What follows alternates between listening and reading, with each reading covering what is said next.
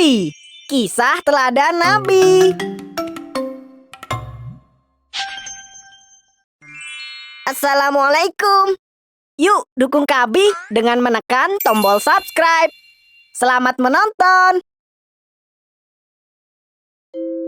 Mengapa harus memakmurkan masjid? Hari Minggu pagi, ayah sudah membangunkan Kabi yang masih tertidur nyenyak. Nak, ayo bangun. Katanya mau ikut kerja bakti di masjid. Kata ayah sambil menggoyangkan tubuh Kabi. Dengan berat hati, Kabi pun bangun. Ayah, ini kan masih jam 6. Kata ayah, kita akan berangkat jam 7. Semakin kita datang awal, pahala kita akan semakin banyak. Ayo, cepetan mandi. 30 menit kemudian, Kabi dan ayah sudah sampai di masjid. Mereka termasuk yang pertama datang. Setelah itu, berangsur-angsur warga lainnya mulai berdatangan. Kabi senang sekali ketika melihat sahabatnya datang. Denny, di sini.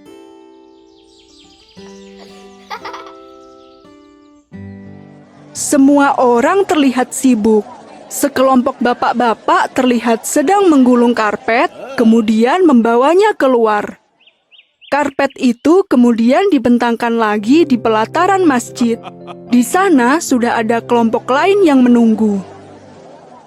Oh, ternyata karpet itu mau divakum toh. Ada juga kelompok yang membersihkan lantai di tempat wudhu. Ada pula yang sibuk membersihkan debu di langit-langit. Sedangkan anak-anak, mereka mendapatkan tugas untuk mengelap semua pintu dan jendela. Dilap yang bersih ya. Teriak Pak Ustadz. Siap, Pak. Sejam kemudian, Kabi mulai capek. Dia memutuskan untuk istirahat dulu. Kabi, lihat itu. Istri Pak Ustadz membawa minuman. Kedua anak itu pun segera berlari mendekat. Wah, es kelapa muda. Kedua anak itu asik minum es kelapa muda. Kamu capek nggak, Kap? Tanya Denny. Kabi hanya mengangguk saja. Dia sibuk mengejar potongan kelapa muda di gelasnya. Mengapa ya kita semua repot-repot begini? Bukankah sudah ada Pak Soleh yang setiap hari membersihkan masjid? Kabi menoleh ke arah sahabatnya itu, kemudian dia berkata, Kata ayah, ini adalah bentuk memakmurkan masjid. Jadi perlu untuk kita lakukan. Apa itu memakmurkan masjid? Ya pokoknya berbuat baik kepada masjid. Istri Pak Ustadz yang mendengar percakapan kedua anak itu pun tersenyum. Dia berdeham untuk menarik perhatian kedua anak itu.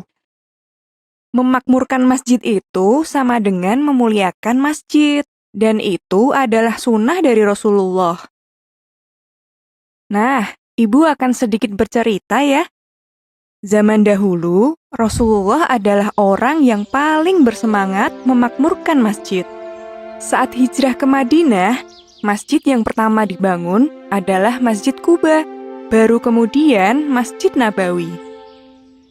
Ada dua hal yang dapat dilakukan untuk memakmurkan masjid, yaitu hal yang bersifat fisik dan hal non-fisik.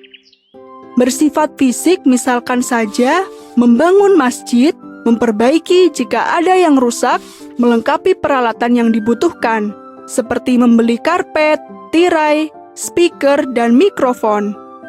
Sedangkan kegiatan non-fisik misalkan saja meramaikan masjid untuk kegiatan ibadah, kegiatan sosial, dakwah, sampai pendidikan, serta membersihkan dan menjaga kebersihan masjid itu sendiri. Intinya adalah menjadikan masjid sebagai pusat kegiatan dan tidak membiarkannya kosong. Nah, Karena zaman sekarang semua orang sudah sibuk, inilah yang bisa kita lakukan. Secara berkala, kita akan berkumpul untuk membersihkan masjid bersama-sama. Selain memakmurkan masjid, ini juga menjadi cara kita untuk bercengkrama antar warga.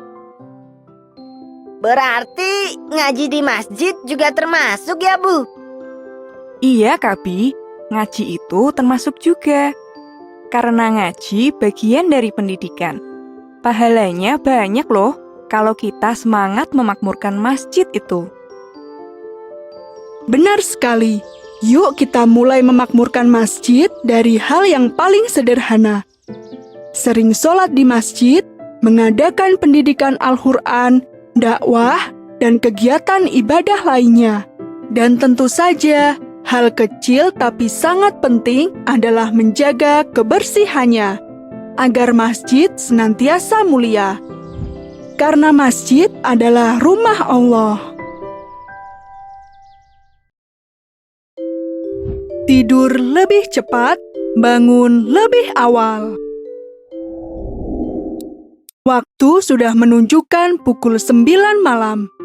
Ibu masih terlihat membaca buku. Ayah masih sibuk dengan laptopnya. Dan Kabi masih asyik menonton TV. Kabi melirik ke arah ayah dan ibu. Asyik, ibu belum menyuruhku tidur. Baru saja Kabi berpikir begitu, ibu terlihat menutup bukunya. Nah, sudah jam 9, waktunya Kabi untuk tidur ya. Iya, Ibu. Kabi belum selesai ini. Tadi kan belajarnya lebih lama dari biasanya. Boleh nggak kalau nonton filmnya lebih lama dikit? Ibu mendekat ke arah Kabi sambil mengambil remote TV. Kabi, kan kita sudah sepakat kalau Kabi harus tidur jam 9 malam sayang. Nonton TV-nya besok lagi ya. Tidur yang cukup itu penting untuk tubuh. Coba dengarkan cerita ibu ini ya. Tidur merupakan waktu yang digunakan tubuh untuk istirahat. Selama kita tidur, tubuh akan melemaskan semua otot, memperbaiki sel, mengembalikan energi, sampai meningkatkan imun tubuh. Bahkan, tidur diatur di dalam Al-Quran loh. Surat An-Naba ayat 9 yang berbunyi, "Dan kami jadikan tidurmu untuk istirahat." Sejam lagi saja, Ibu. Atau 30 menit. Ibu menghela nafas panjang. Dia duduk di samping Kabi dan berkata lagi dengan lembut, Anak-anak harus tidur minimal 8 jam sehari. Tadi siang kan Kabi enggak tidur karena menyiapkan tugas bukan? Jadi malam ini harus tidur lebih cepat. Kabi tertunduk lesu. Sepertinya dia masih enggan untuk mematikan TV. Ibu pun mengeluarkan jurus terakhirnya.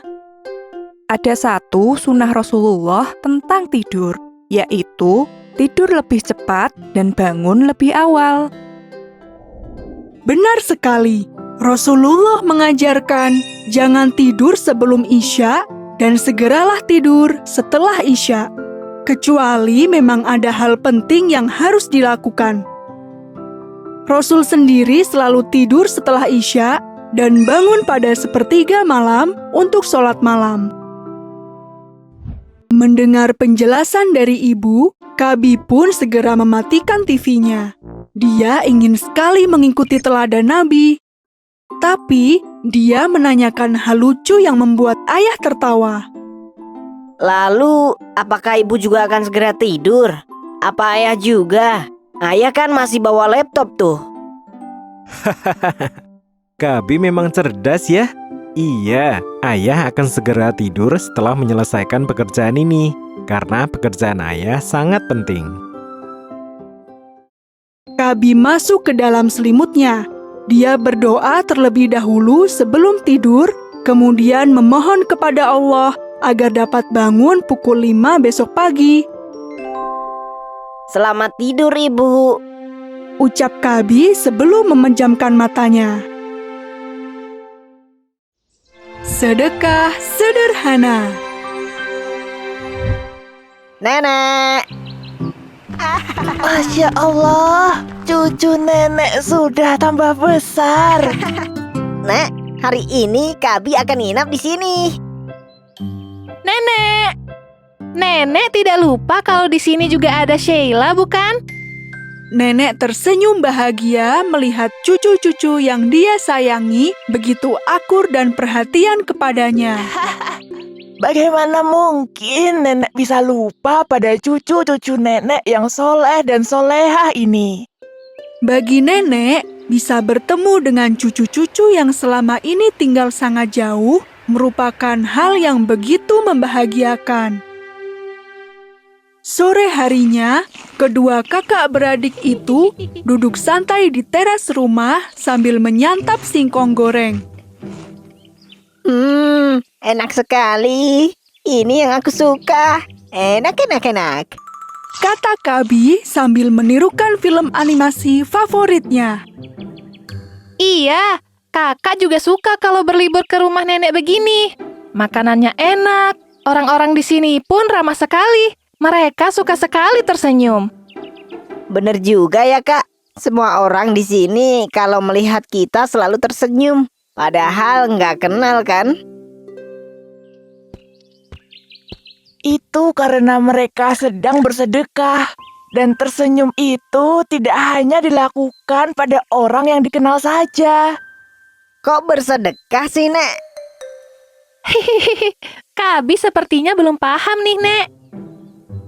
Kakak ini sukanya mengejek melulu. Nenek menggelengkan kepala. Baru saja tadi dipuji karena akur, ternyata mereka tetap sama saja seperti kakak adik lainnya. Kadang usil dan jahil. Begini, nenek dulu pernah belajar bahwa senyum itu merupakan sedekah.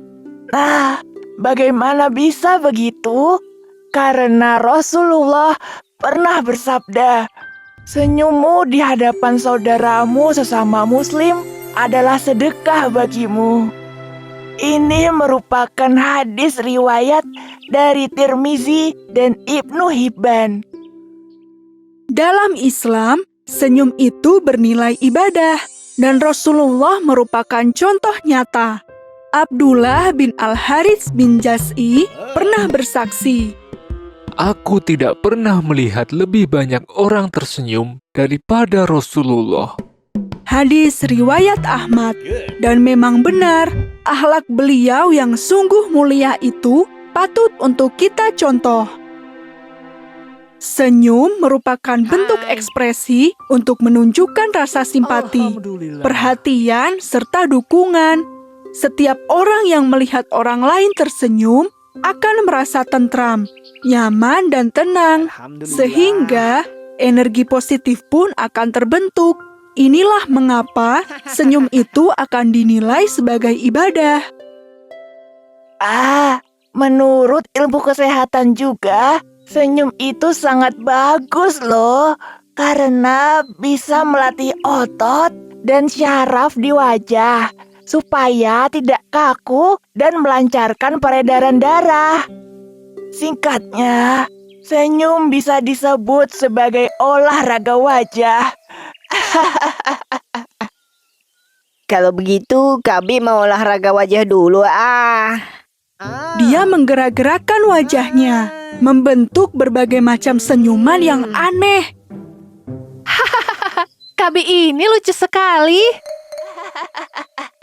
Oh iya, hampir saja nenek lupa. Ada satu lagi yang bisa kalian lakukan. Sederhana, tapi akan mendapatkan pahala seperti sedang bersedekah. Apa itu, Nek? Menyingkirkan halangan yang ada di jalan. Yang paling kecil saja. Jika kamu melihat batu di tengah jalan, ambil dan singkirkanlah. Mengapa itu begitu penting, Nek? Dalam sebuah hadis disebutkan, Rasulullah pernah bersabda, Sungguh, aku benar-benar melihat seseorang yang sedang berguling di surga karena sebuah pohon yang dia tebang dari tengah jalan yang sebelumnya mengganggu manusia. Hadis riwayat Muslim. Benar sekali, batu di tengah jalan bisa saja membuat orang tersandung. Jika kita menyingkirkannya, maka kita akan melindungi orang lain. Atau ada banyak sekali pasir di tengah jalan. Bisa saja pasir itu membuat kendaraan tergelincir. Jika kita menyapunya hingga bersih, sama saja kita telah berbuat kebaikan. Itulah contoh-contoh sedekah yang sangat sederhana, sangat mudah untuk dilakukan, tapi imbalan pahalanya besar sekali. Baiklah, mulai hari ini Kak Abi akan terus-menerus tersenyum. Semua orang pun tertawa bahagia, dan Kabi mendapatkan pahalanya. Subhanallah.